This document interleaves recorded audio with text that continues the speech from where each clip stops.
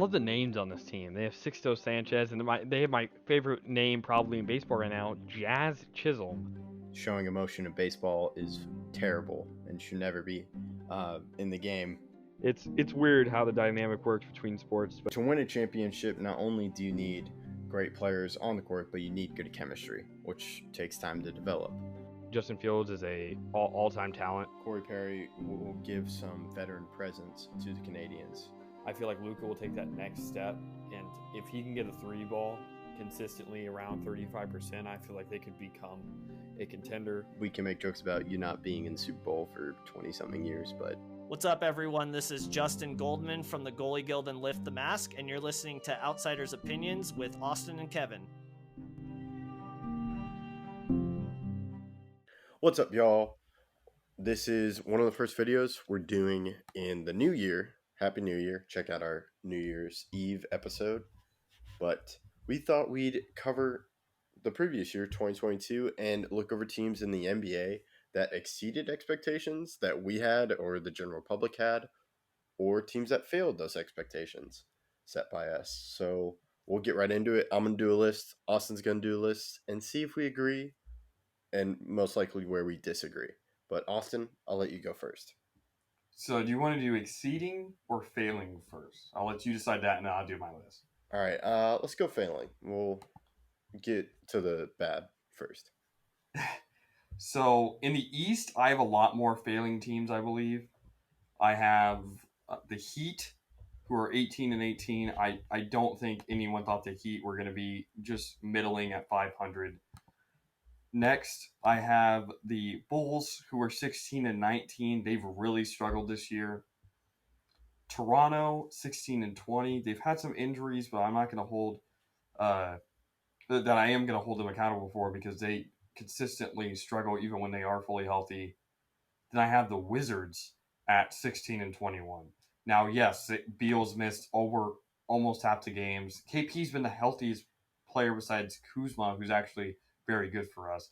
I've been very happy about him. But those are my four East teams. Now, in the West, I have the Warriors,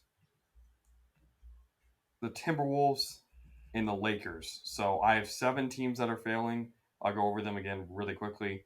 Heat, Raptors, Wizards, Bulls, Warriors, Timberwolves, Lakers. Those are my 7 teams that are failing. Okay. You and I have some agreement on the East. I love the Wizards, but my East I have Heat, Bulls, and then I add the Hornets and Raptors. To me, I expect the Hornets to do much better, but they're second to last in the East, and even with LaMelo Ball out, I thought they would do much better. So that's my side in the East.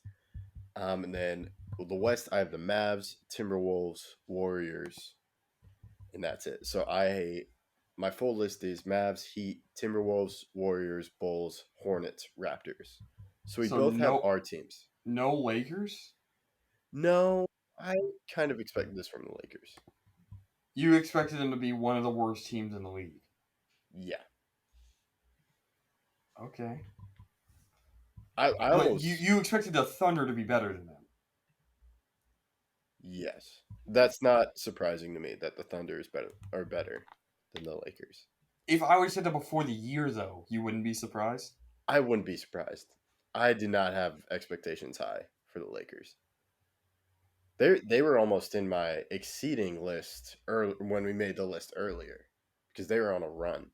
I was like, okay, it's a poorly constructed roster. I can see that. Because they just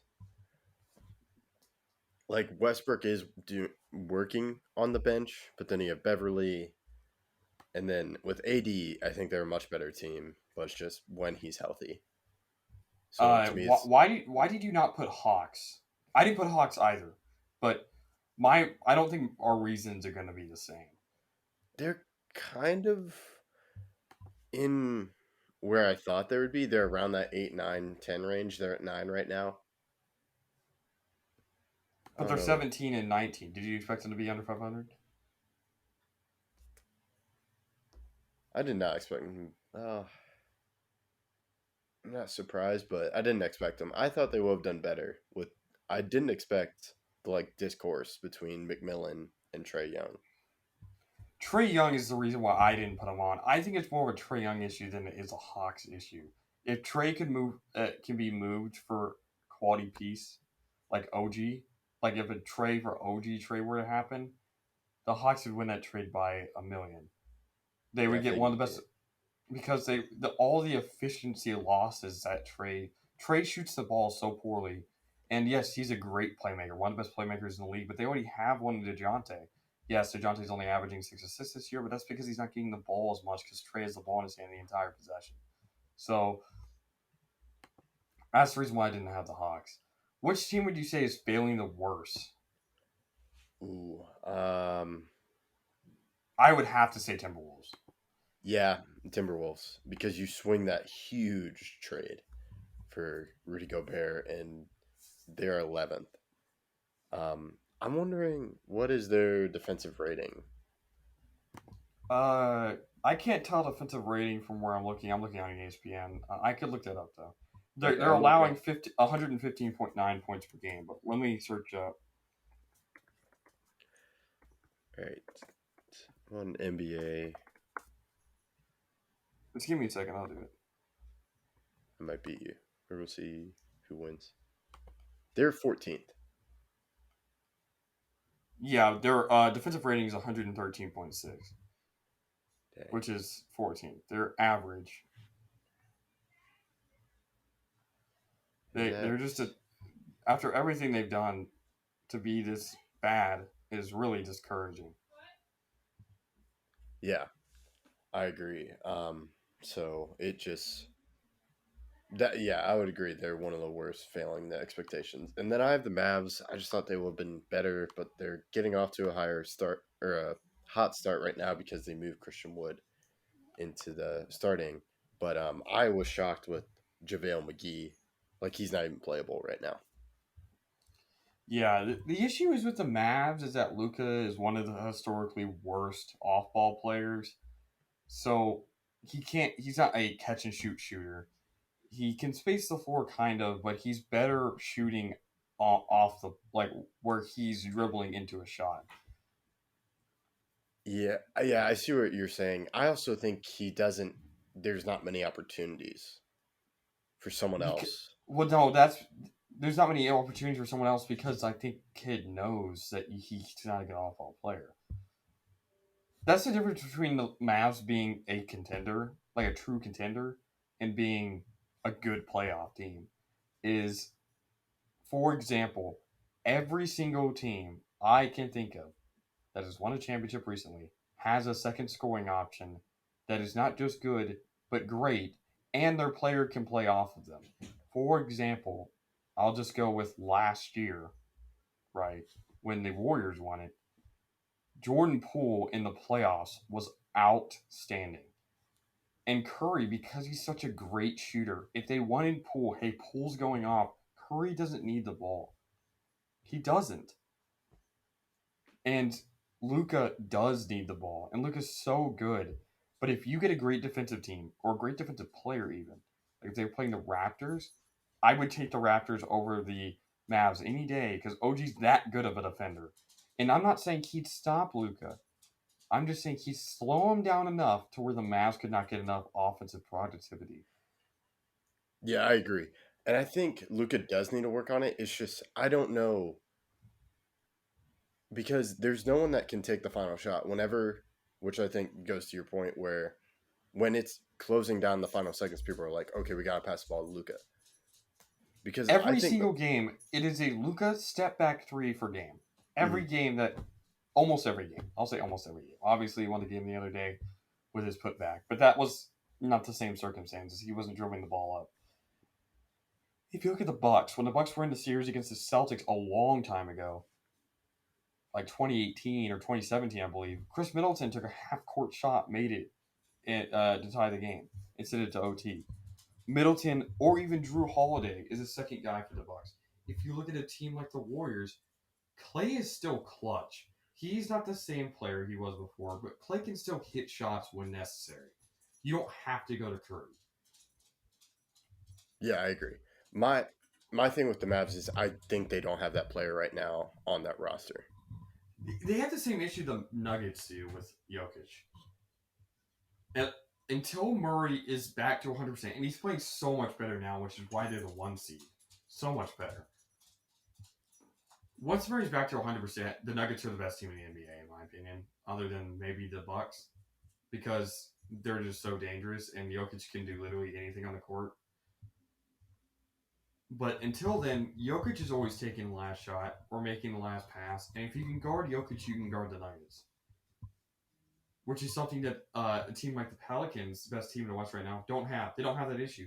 CJ out of his mind right now. Brandon Ingram, when he comes back from injury, they don't even have him, and they're winning games and being the 1 seed. When BI comes back, and Zion, who's playing amazing, CJ, the Pelicans are dangerous. Like, Oh, yeah. really dangerous. I'm worried if I'm any other team in the West. I do not want to play the Pelicans. Oh yeah, I agree. That's such a well constructed roster. Yeah, we can talk in other NBA opinions of some of the Mavs problems. But yeah, I think that could lead us right into our exceeding. Yes, yeah, I was about to. Yeah. So So, exceeding, I'm easily gonna go Pelicans exceeding. Kings easily exceeding. Jazz, even though they're a 10 seed, they have the same. They almost have the same. They're a half game back from the 8 seed. The Jazz are, and no one expects them to even be close to where they are. So those are my 3 teams in the West. Now in the East, I'm gonna go Nets. I did not expect them to have this resurgence of the season. The Celtics being the 1 seed after losing their head coach, and then Pacers. The Pacers have been so good this year. Watching them play has been outstanding. And then I have the Knicks. ooh, okay. You and I have all the same teams. I have Pelicans, Kings, Jazz. Totally agree with you there. Then the East, I have Nets, Kings, Pacers, Celtics. However, I have the Cavs as exceeding expectations. They are currently Really, the after the Cavs were the 5 seed last year, you're surprised after they got Donovan Mitchell, they're going to be the 4 seed? yes. I'm surprised. And when I saw Well, I them, guess they look like a really good team, and I was like, Donovan Mitchell seems so much better. So I wasn't expecting them to be the 4 seed and be this good. So we had the same amount, 7. The issue is I had, or not the issue, but the thing is I had Knicks and you had Cavs. Is there a reason why you didn't put the Knicks? Yeah, I kind of saw them as a below, like they're at the 8 seed right now, and that's on the higher end of where I thought they would be. But to me, it's not totally exceeding the expectations. Well, I mean, they're tied with the 7 seed, and they're a game back of the Pacers. But I think a team I have to talk about, the Pacers, one of the best players in the NBA. I don't know if you play fantasy basketball, Kevin. I do. I know some other people that do. Tyrese Halliburton is a savior for my team. He is amazing. He is so good. He can make threes at high clip. He shoots well from the field. He shoots well from free throw. He averages over 10 assists per game. He averages over 20 points. He gets his boards when necessary. He gets steals. He's one of the best players in the league. Besides Luka, because Curry's out, besides Luka, I would go Halliburton next as the best point guard in the league right now. Maybe you could throw Shea above him, and I would not complain. But the way Halliburton plays, it's honestly inspiring to watch. Yeah, he has been playing well, and the Pacers seems to be working out, and they had a tough year last year, and it seems like the Sabonis and Halliburton trade has worked out for both teams because the Kings are also on this list, and they gave up Halliburton, but it seems to not. I'm sure they would love Halliburton, but I think Sabonis is also helping, so I think they both got what they wanted. The issue is the age of Sabonis versus the age of Halliburton. Halliburton, let me search it up just to make sure I'm right. He's I'm gonna guess 22. he's 22. Okay, I was gonna guess 23. How old do you think the bonus is? I'm gonna guess 27. Close, 26. Oh, But okay. that's still a 4-year difference. More, yeah. And in 4 years, Halliburton's going to be 26, entering his prime. He's not even in his prime yet. And Sabonis is going to be 30. And Sabonis, I have to give so much props. He's playing through one of the worst hand injuries you can have. And he's playing amazing. Last night, he shot 12 for 12. Last night was the game against the Jazz, by the way, for the people who are watching this. 12 for 12. He had like 28, 10, and 5, or 28, 10, and 7. Some crazy stat line. The only thing he missed was one free throw. He was hitting threes. This Kings team is special with Fox. I mean, I don't even know what to say. When I'm saying the team that's succeeding the most has to be the Pacers, in my opinion, because no one thought they were doing this. I see your point, but wouldn't you say Pelicans? No. Why not? Because I thought the Pelicans were going to be good. But this good though. They're the number I one thought they were seed. going to be really good. I I didn't think they were going to be a 1 seed, but when I look at the record, I'm not surprised. I see 23 and 12. Believable is what I would say. Okay. If you would have told me before the year they're the 1 seed, I would not be, wow, I'm so shocked. Now I'm shocked, but I'm not like, this is the most shocking thing I've ever seen in my life. If you would have told me before the year that the Pacers would be the 6th seed, I would call you stupid. Now, I would be wrong, obviously, because they are the 6th seed at this point of year. But if anyone tells me that's not a Pacers fan, that they truly believe the Pacers were this good, I'd have to call their bluff. That's a good point. Yeah, I do think with that, I would be like, really? With the Pelicans? They're the number 1? Like, okay. Because I expect the Nuggets. But yeah, if someone told me this Pacers was a 6th seed, I'd be like, no. Well, the There's no Nuggets way. and Pelicans are tied. They have the same record, so they're Okay. both the 1 seed. Because even though they have the tiebreaker, like, the season's far from over. So I just consider both of them being the 1 seed. But Zion's been playing outstanding. He's had some great games.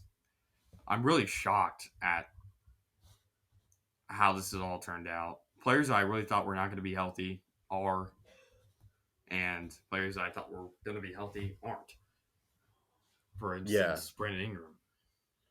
Yeah, Brandon Ingram. And I was like, I think this team can still be good without Zion. And then I was like, what is Zion going to bring? And I'm like, okay, Zion's playing well. And then you just said KP's the healthiest player on the Wizards? He's played in almost every game. Let me search it up. So they're 16 and 21. KP has played in 33 games, so he's missed 4 games. Okay. He's missed 4 games while averaging 22.2, which is the second most in his career. The only time he averaged more, back on the Knicks before his ACL tear. He's averaging 9.1 boards, second most in his career, only behind his first Mavs year. He's averaging 2.5 assists, the only time he's ever averaged more assists. He's averaging 1 steal for the first time in his career, like 1 flat, like not even rounding. He's averaging 1.0, first time he's ever averaged 1 steal. He's averaging 1.6 blocks, the same as he did last year. But it's his shooting splits that are the difference in what he did with the Mavs. Like, yes, in 2021, like in the 2021 season, like the year before they traded him, he was shooting the same percentages. The issue is he wasn't taking as many free throws, and that's mainly because Luka didn't give him the ball. Like, right now, KP is shooting 7 free throws per game. He's getting fouled. And why? Because he's 7'3", and you have to foul him. You're not going to be able to guard him. And him and Kuzma, both there, the Wizards are dangerous fully healthy. They've won 4 straight games after losing 11 of 12. And that's mainly because Beal's been hurt. The Wizards with Beal I would still say are a top 8 seed in the East. The issue is the Wizards without Beal struggle, and it's because they don't have that extra shot creator. Yeah, How many games has Beal played with KP? I don't even know if StatMuse would even have that stat. Or yeah, But if, for example, Beal has played, he's missed 14 games. He's only played in 23. That's Okay. almost like he's played in 66% of games, which is not good necessarily. I'm 23 to curious how 37. they blend together. And that's how I really can't see who's won the trade necessarily because KP has been so good, and we still don't know how they all mesh together. If we didn't have KP and we kept Dinwiddie, didn't make that trade, I'm not joking, we would be the worst team in the league. Yeah, it just seems that didn't mesh well. What do you mean? The The Dinwiddie? Dinwiddie thing, because people were like he's a locker room, like he's not good in the locker room. And to me, I haven't heard anything with the Mavs, and he's also having a great year. I think he's shooting his highest career 3-point percentage. I think you're right. Let me look it up. And that also gave them insurance with Brunson, and that's when if they were able to keep Brunson, I wonder what that offense would be like, because then I think we would see Brunson run the offense more and see Luka off ball more and have him work on that. He is shooting his best splits. He's not averaging his most points. It's his third most points. He's averaging 16.4. He averaged 16.8 in 18-19, and in 19-20, he averaged 20.6. Another impressive thing is he's shooting his best free throw percentage. I'm not going to count his 3 games, but I will count his rookie year where he played 34 because that's about as much as he played now. So it's his second best free throw percentage of his career. Like you said, best 3-point. It's his best field goal percentage year. He's having a career year splits wise. He's just not, and he's playing the most minutes of his career. Most minutes, most second most shots taken. So he's getting a lot of play time. But again, KP last night had 30 points, 13 rebounds, 4 blocks. And Yeah, what were you saying? we're gonna have to see how Beal plays, and then we'll definitely have to do a video. Yeah, Talk about but it. if you told me before, like, hey, this is how KP was going to play, I would take the trade in a heartbeat. And look, I feel like KP didn't fit into the Mavs. Dinwiddie didn't fit into the Wizards. It's a win-win trade. It's kind of like the Pacers-Kings trade. Like, I'm not mad about the trade. You're not mad about the trade. Okay, we're fine. I think the trade worked out perfectly for both sides. Now, obviously, other extenuating circumstances are the reason why the Mavs aren't better than they are, the Wizards aren't better than they are, but I don't think it's on KP or Dinwiddie why their teams aren't as good as they probably should be. Yeah, I agree. I think they're nice pieces for both teams, and they didn't fit on their previous teams.